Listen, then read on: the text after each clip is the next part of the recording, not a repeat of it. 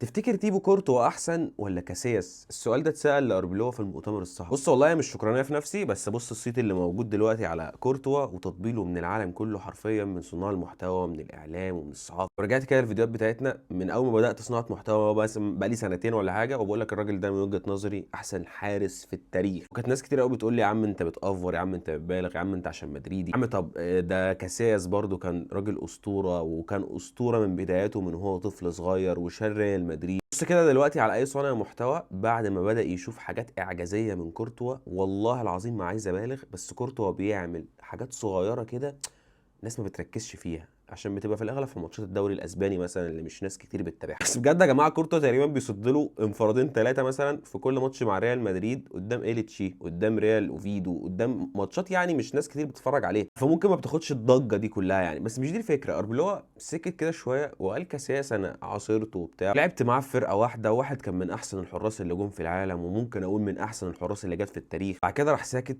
وقال لك بس انا ما شفتش زي كورتوا في حياتي. يا جماعه كورتوا صعب تلاقي زيه، والله بكلمك بجد صعب قوي، مع احترامنا والله العظيم لكاسياس والنوير والبوفون.